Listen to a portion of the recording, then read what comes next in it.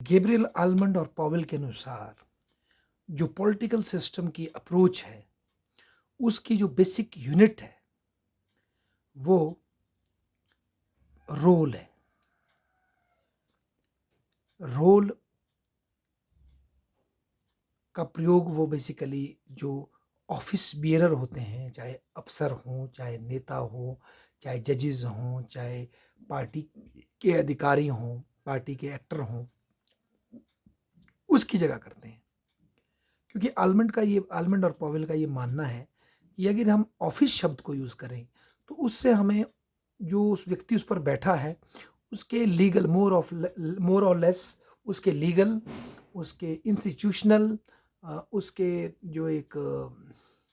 जो संविधान में इंश्राइंड या गवर्न एडमिनिस्ट्रेटिव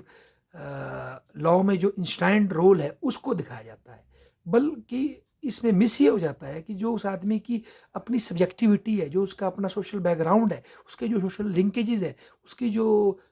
अपब्रिंगिंग है,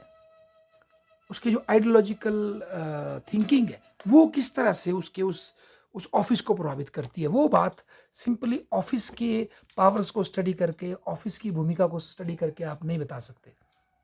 इसीलिए हमारे फंक्शनल अप्रोच को और ज़्यादा सत्य के पास पहुंचने के लिए आलमंड और पॉवेल कहते हैं उनको ऑफिस की जगह पॉलिटिकल सिस्टम का जो बेसिक यूनिट है वो उनको रखना पड़ेगा पॉलिटिकल रोल। चाहे फिर वो पॉलिटिकल एक्टिविस्ट का हो, किसी पार्टी के अधिकारी का हो, किसी ऑफिसर का हो, किसी जज का हो, इट डजेंट मैटर। क्योंकि रोल जब हम शब्द यूज रिप्लेस करते हैं ऑफिस से तो वो उस व्यक्ति की इंटायर सब्जेक्टिविटी को अंडरस्टैंड करने का प्रयास करता है। ये बात मुझे आज पहली बार पता लगी इतने सालों के बाद, तो मैंने आपसे शेयर करनी चाहिए। और दूसरी चीज़ वो बोलते हैं कि साथ ही साथ इसका जो सेकंड, जो इससे ऊपर का जो यूनिट है पॉलिटिकल सिस्टम का, वो होगा, उसके लिए वो शब्द यूज़ करते हैं रोल एंड उसके लिए शब्द यूज़ करते हैं स्ट्रक्चर शब्द यूज़ करते हैं रादर देन इंस्टीट्यूशन। जो हम इंस्टीट्यूशन शब्द यूज़ करते हैं जुडिशरी के लिए, ब्यूरोक्रेसी के लिए, किनशिप टाइज के लिए, वो उसके बजाय उसके लिए शब्द यूज़ करते हैं स्ट्रक्चर। और वो बोलते हैं स्ट्रक्चर भी इसलिए यूज़ करना ज़रूरी है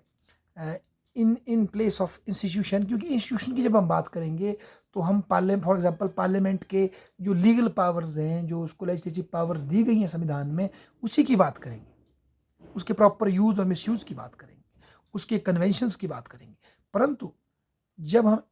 एज अ स्ट्रक्चर की बात करेंगे तो स्ट्रक्चर में जो लोग आए हैं उनकी जो और सब्जेक्टिविटी है जो कि उस लीगल फ्रेमवर्क में उस इंस्टीट्यूशन के नहीं दिखाई गई है, तो एज ए स्ट्रक्चर हम उसको स्टडी कर सकते हैं कि उसके अंदर समाज के कौन कौन से वर्गों के लोग आए हैं और उनकी अपनी क्या सब्जेक्टिविटी है और वो किस तरह से उस इंस्टीट्यूशन की फंक्शनिंग को इन्फ्लुएंस करेंगे। इसीलिए पॉलिटिकल सिस्टम जिस तरह स्टेट की जगह, नेशन की जगह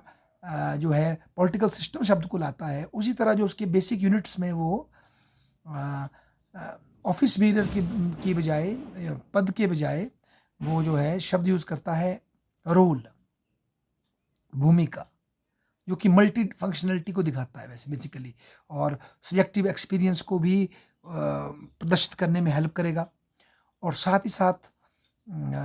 इंस्टीट्यूशंस को एज ए इंस्टीट्यूशन पढ़ने के बजाय, क्रास इंस्टीट्यूशनलिज्म को खड़ा करने के बजाय, वो उनके अंदर की छुपी हुई सब्जेक्टिविटी को स्ट्रक्चर के माध्यम से, स्ट्रक्चर के कॉन्सेप्ट से रिप्लेस करने की कोशिश करेगा। तो ये बात मुझे पता लगी गैब्रियल आलमंड और पॉवेल के work comparative politics and developmental approach के अध्ययन करते हुए। धन्यवाद।